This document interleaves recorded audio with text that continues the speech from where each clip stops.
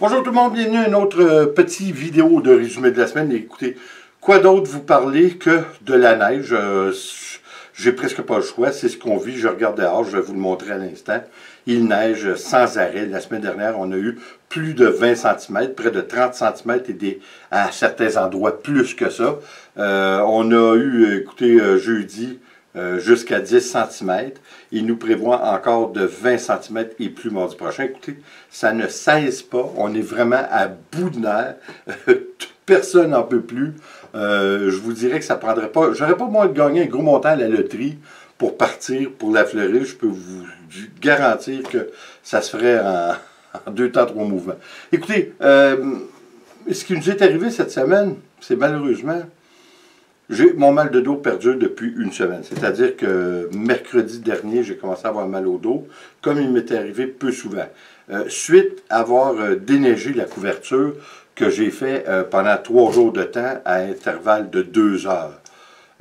C'était un petit peu trop. Puis en plus, je m'étais décidé, vous savez, pour aller de sens avec ma diète, je m'étais décidé à prendre des marches avec whisky, évidemment.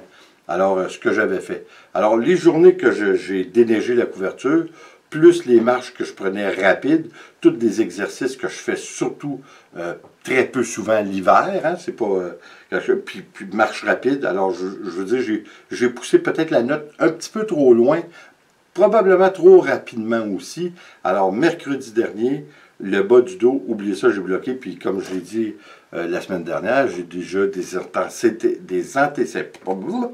antécédents de mal de dos suite à tous les accidents que j'ai eus, aussi bien de moto ou d'auto, comme vous savez, le gros accident que j'ai eu, où j'ai passé plusieurs mois à l'hôpital. Alors, écoutez, ça fait en sorte que j'ai resté, écoutez, c'est pas des farces, là, pendant 3 jours, Nicole est obligée carrément de m'aider à m'habiller. Elle n'a pas pu aller travailler. Alors, c'était épouvantable. Puis là, ça faisait 2 jours, j'étais quand même passable, là, je pouvais fonctionner. Et puis, qu'est-ce qu'on s'aperçoit? On a des fuites d'eau de la toiture. Ça, c'est arrivé déjà souvent. Ce qui arrive, c'est que la corniche est assez grande. Hein? La partie de la corniche, c'est pas la partie de couverture qu'il y a de la chaleur qui sort. La plus grande partie de la couverture, lorsqu'il y a beaucoup de neige, la neige, surtout avec les températures, il y a de l'eau qui se fait, puis l'eau glisse vers le bas. Mais le bas, étant donné que c'est pas chauffé, la toiture est froide, il y a une accumulation de glace qui se fait. Plus qu'il y a de la glace, plus qu'il va y en avoir, parce que l'eau arrête à la glace, puis vous comprenez le phénomène, là, c'est quelque chose de récurrent qui se reproduit. La glace grossit, grossit, grossit, elle n'en peut finir. Alors, c'était ça le problème. On a eu un dégât d'eau en bas dans le salon. C'est assez décourageant. Surtout que je commençais, j'avais encore un petit malaise dans le dos. Le lendemain, on a été vérifié et malheureusement, c'est de ma faute parce que, comme je vous dis, j'ai entretenu la partie de la corniche. J'ai négligé le haut un petit peu plus, puis j'avais marché dans la neige qui est quand même assez mouillée. Alors, ce que ça fait quand ça gèle, ça fait de la glace. Alors, plutôt que de se rendre jusqu'au rebord de la maison, l'eau arrêtait, l'eau que la glace s'était formée sur la toiture. Alors, qu'est-ce que ça a comme conséquence? Bien là, j'ai plus de 20 pieds que j'ai de la glace à certains endroits. Écoutez ça, d'épais, bien là, regardez, je vous le montre, là. Ça, c'était une partie, je vous dirais à peu près à la hauteur de 6 pieds du rebord de la couverture, aller plus haut, sur une partie incroyable. Il n'y a seulement qu'une façon d'enlever ça, c'est avec une masse, imaginez-vous donc. Une masse qui est très lourde, parce que moi, écoutez, j'aime pas, hein, on dit ici au Québec, j'aime pas niaiser avec le POC, il faut que ça se fasse vite. Alors quand j'ai quelque chose à masser, j'aime bien avoir une masse qui est très très pesante, très lourde. Alors c'est ce que j'ai acheté, une masse très lourde, mais là, avec le mal de dos, j'ai pas eu le choix quand même d'y aller. Mon père, imaginez-vous, mon père, j'entends mon père le matin, il était rendu en haut, il a 90 ans, puis il commençait à enlever ça avec une hache. Une hache, il aurait été là pendant 3-4 jours. J'ai été obligé de monter. Je l'ai fait avec la masse, mais écoutez, là, c'est sur 2 jours, puis demain, il m'en reste encore à faire une grosse partie. C'est un petit peu décourageant, je suis obligé de vous avouer, puis c'est là qu'on remet en question le bien fondé de... Qu'est-ce qu'il y avait? Le bien fondé d'avoir notre maison. Hein? Parce que vous savez, quand on reste dans un logement, dans un appart, oui, on paye. On peut dire que c'est un petit peu de l'argent acheté par les fenêtres. Par contre, on n'a aucun coût suivant les entretiens. Et puis nous, là, ici, là, écoutez, là, je vous le dis, comme plusieurs d'entre vous, vous savez aussi, mais probablement que c'est un petit peu plus dur ici par rapport à notre température, à notre climat. Mais ici, je vous fais part, là, je vous fais grâce de ce que ça nous coûte d'électricité, parce que je sais qu'on est une des places au monde qui coûte le moins cher. Mais juste en électricité, si la maison est très grande, ça me coûte 300 $ canadiens par mois.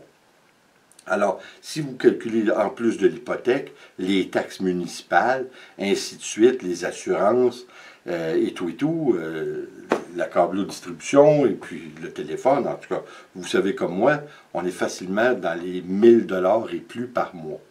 À ce montant-là, vous avez un très beau logement, une appart qui est très bien. On se casse pas la nénette avec ça. Hein? Il arrive des bris, il arrive la tank à eau chaude à brise, c'est remplacé par le propriétaire, ça vient de finir. Alors, je pense que plus qu'on avance dans le temps, on est obligé, même si ça ne tente pas gros, de prendre ça en considération. Comme je vous dis, moi, ce que j'aime, c'est mon terrain. Hein? Évidemment, j'ai ma cuisine extérieure, j'ai mon garage, on a un très, très grand terrain. Je travaille sur mon terrain. Je peux faire beaucoup d'activités sur mon terrain, ce que je ne peux pas faire, évidemment, dans un logement. Il y a des compromis à tout. Hein? Ce qui arrive là, dans la maison, on met 5-6 000 par année, assurément, juste en rénovation et en réparation. Là, on ne parle pas du 1000 $ par mois. Alors ça, ces frais-là, c'est quelque chose que je n'aurais pas affronté si je serais dans un logement. Je ne vous dis pas que je veux m'en aller puis je veux vendre la maison. Loin de là. Mais il faut quand même être réaliste. C'est-à-dire que cette année, j'ai 60 ans. Combien d'années encore vais-je être capable d'entretenir cette toiture l'hiver?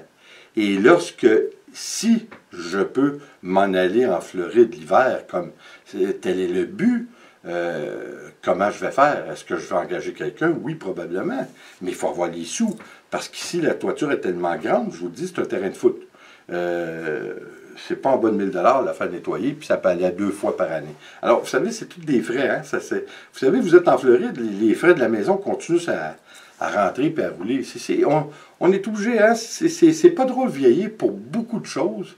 La santé, hein? Après ma barre, la santé, c'est quelque chose qui nous inquiète toujours un petit peu. Puis je suis obligé de vous avouer que quand j'étais sur la couverture, même quand je pelletais, je me rendais compte que le dos commençait à être sensible. Je me disais, oh, est-ce que ça va toffer mon affaire? Je n'étais pas sûr, mais je me le disais, est-ce que je vais être capable de rester?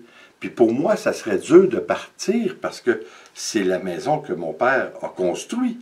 Et en grande partie, je l'ai construite aussi avec lui. Et depuis bientôt maintenant 10 ans, cette maison m'appartient. Et je la rénove, je la grandis, je la modèle à nos goûts. Alors, c'est dur, vous savez. Et puis les enfants, ben, eux, ils ont leur maison. Alors, ils ne sont pas intéressés de prendre la charge ou d'acheter la maison, ou quoi qu'il en soit. C'est compréhensible aussi.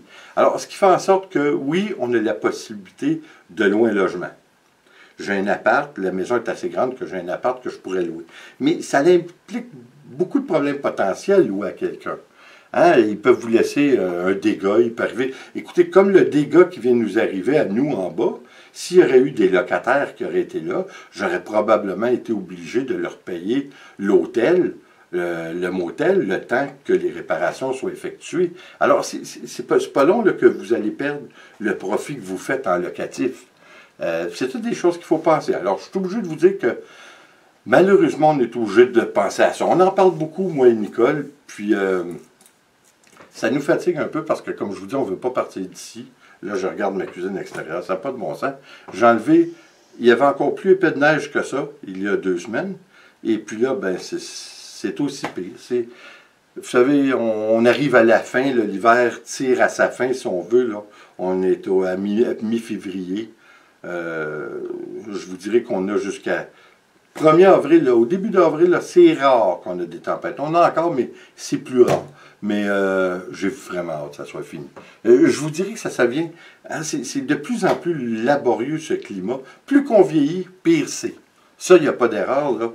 On n'a pas à s'en sortir. C'est pas parce qu'on vit au Québec, puis qu'on est né au Québec, qu'on s'est acclimaté à ça. Écoutez, ce climat fait en sorte que j'ai le plus grand respect pour mes ancêtres qui sont venus s'installer ici. Vous allez me dire que le voyage en bateau, je crois que ça prenait une affaire comme 3 mois.